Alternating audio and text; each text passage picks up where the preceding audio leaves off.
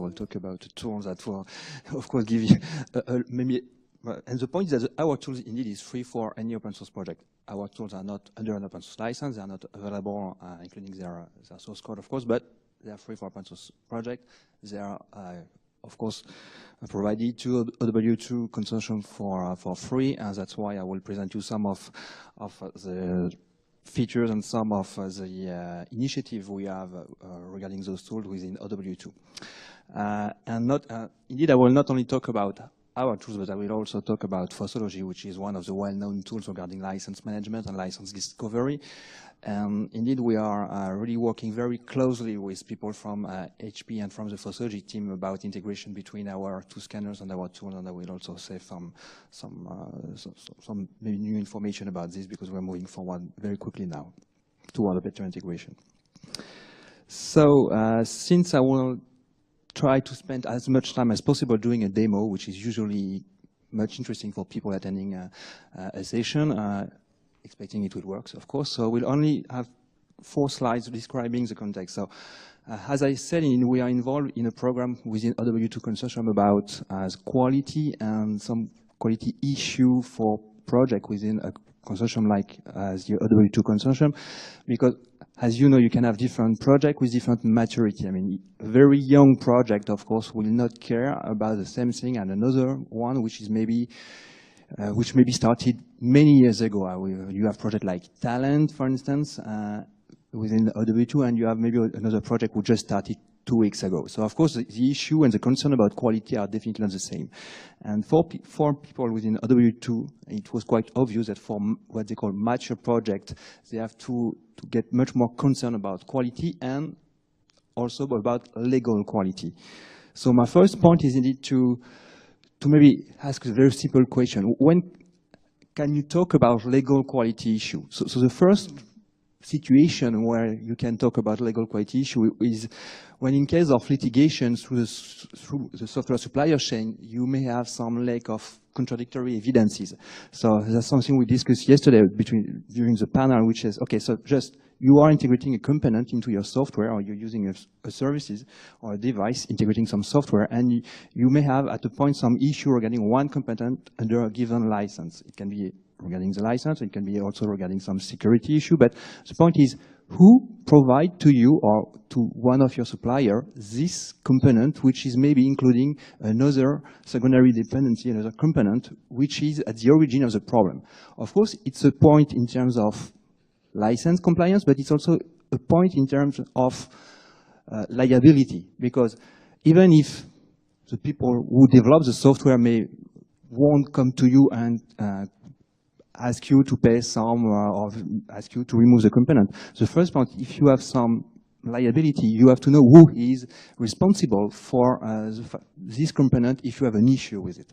So the supplier chain is really the concern that is now really trending the market and pushing the market toward using tools and setting up some open source governance policy, for instance, within software editors and integrators. The second concern you may have about legal quality, and for which you can say you have issue, is that, okay, if you have a real software, I mean, a great software that your development team are developing every day, improving, including new features, usually you will be facing a situation where you may be integrating hundreds of external and third-party components. Managing a list of all these components, including their status, including their version, including their license, and all the information you may have to use later in the process, is something which can be very painful and which may require a lot of time. So the second point regarding legal quality issue is how to maintain this legal quality issue without spending too much time.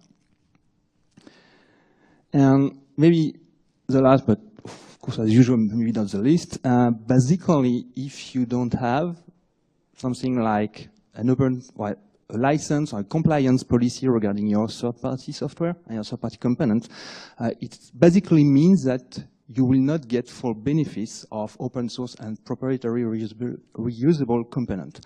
That's very, well, usually it's not tricky, but just imagine something we described yesterday about the fact that sometimes the first adoption of open source component comes from the development team. And when sometimes when the legal department, or when the lawyer who has to write a contract, or when the CEO of the company get aware about the fact that you may have a lot of open source components, okay, maybe he wouldn't have the solution to make sure that you will get confident about the fact that you are integrating, or the development teams are integrating external component under open source license. So sometimes you have some arbitrary decision, I would say, where people are, and arbitrary, sometimes this is the simplest solution, just say, okay, do not use component. I would say under open source license, because this is something I don't know, this is something I cannot manage, and I will not be able to handle it. Okay, in that case, it means that you're going to have to pay maybe other, you may have to pay for license of commercial components that may be very expensive, and of course, in that case, it means that you're not getting full benefits of some of the alternative, some of them under open source that may be very interesting in terms of cost reduction. So, since now I get those three examples, the point for me is to convince you, at least try to convince you, that tools now are mandatory, trying to solve the 3 points I've described previously. And the point is, why do you need tools? Just for productivity, reduce time. I mean, you can do the same job by hand or involving more people, but if you have tools, it will take less time, you will get less people involved, and you will get finally more confident in the result because of the integrity of the information. So you have to save time, and then you have to get confident about the information and the quality of the information regarding the component. And it means that basically you will need different tools. It's not only one tool. Maybe 5 years ago, you have few providers of solutions on the market. They will provide you a very simple solution. But now people really see different tools in on the market. You have tools that are very efficient to manage bill of materials. You have what we will call scanner. And basically, Fossology is a very powerful scanner, for instance, and definitely the state of art regarding header analysis. And moreover, it's free and open source, so just use it. But definitely now, scanners can address different needs, and some players on the market now will just provide you one scanner which may be very specific. And of course, you will ask for a BOM management solution or a knowledge-based management that will allow you to manage all your application and all your solutions to track the component, being able to integrate those scanners as extra source of information provider within your full solution.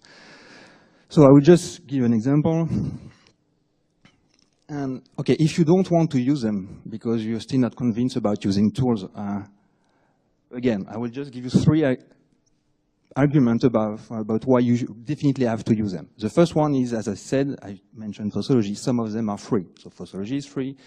OSLC, which is known because even if it is less efficient, I mean, in terms of quality of the information, it can give you very, I will just mention OSLC, which is a project indeed hosted in OW2. It's less efficient in terms of quality compared to Fossology, but it will give you very fast or very quickly, it will give you a first insight about the fact that maybe very deeply in your release, you will find a file with some header mentioning, for instance, GPL. So it's very fast. It's fast. It's a standalone solution. So, okay, if you want something quick, it works. And you have free edition because we are one of the players providing based on the freemium model, and you have a full-featured solution. So, next point is that people are working to make your life easier, which means that, for instance, initiatives like SPDX are trying to make sure that you will be able to use tools and be able to use tools to talk to everyone in your company, like the legal department. So that's part of the story. Okay, and if you do not use tools, just be aware that this is state of art, and if you're not using them, maybe your customer will use them, and you're going to have to face the fact that they may have some more information about your software than you already know. So just be aware of that. Just imagine that I run a scan. Okay, so this is how you can use our tools, but I will just show you that it's quite easy. I mean, you can define all the process, including the list of the different scanners you want to use and to run the scan. Of course, we're running out of time, so I won't run the scan. For the example, it should last about 2 or 3 minutes, but of course, I ran the scan previously. And the main idea of those tools, indeed, is that since you have done a scan, you will get a first list of components. And by list of components, you can see here. Even if in this example, I have a folder with about 500 files with a lot of subfolder, basically I will get only after the scan a list of less than 15 components, including and indeed sorting all the files according to the component. And because I've used some scanner, here I have some information about the two scanners I have used. One is called Antipedia, which is a scanner by default that we provide. But we also have the result provided by Fossology. Basically, I have a virtual virtual machine running locally, and I have deployed Fossology. So I'm using Fossology as a standalone external application, which can be called through the API. And for instance, you can have very useful information, because if you look for this component, of course, jQuery, for instance, you have some information. First, the fact that all those files have been integrated in the jQuery component after the first BOM creation is coming from information we got from Antipedia, saying all those files are coming from jQuery project. In that case, we put all those files in it. And then we have the license provided by Antipedia, which gives you, okay, this is jQuery, and for this file, this license is the one we know.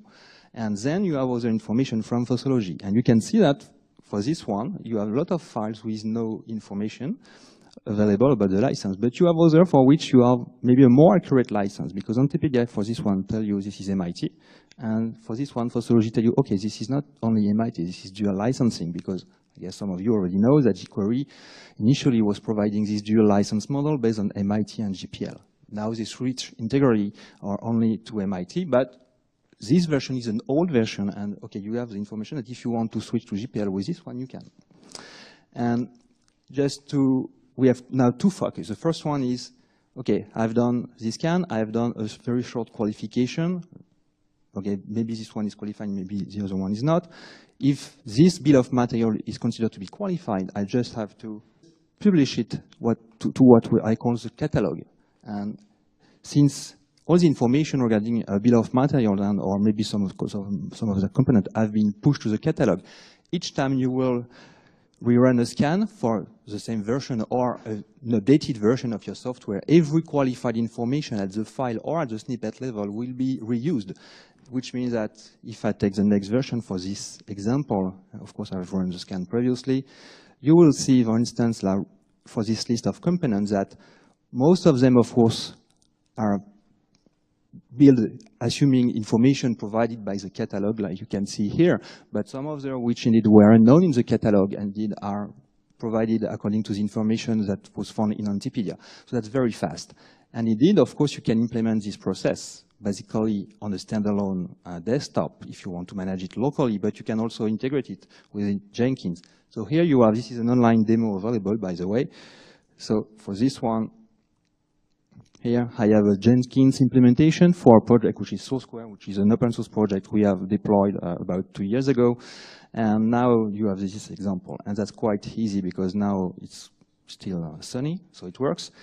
I have a report, which is indeed the report I have generated according to the bill of materials, and just say, now, this project has been built, this is a new version, and automatically now I have, in the Jenkins report, I have a PDF report, including all the information that could be provided to the legal department. So the name of the project, the version, the list of the component, I will be very fast, so the list of the license with a link to the license text according to the SPDX standard, the list of components with sometimes copyright information and comments, and something that legal department just love, which are indeed the text of the license at the end of the report. This is generated automatically. So just the last slide. Okay, you can check the full feature. I will just see the latest slide. So it's supposed to be red, not black, but anyway. So you can check the full featured free edition online, since we have a freemium model. And by the end of January, you're going to have the snippet origin and the snippet tracking implemented, integrating in Antipedia and in the reporter. And everything is migrated, indeed, currently toward the cloud infrastructure. So, because we are going in the same direction as everyone else, basically. And by the way, the beta program just opened today for the snippet tracking, if you want. This is a 4.0 version, so if you want to join the beta program, just get in touch. Okay, thank you, Guillaume. Unfortunately,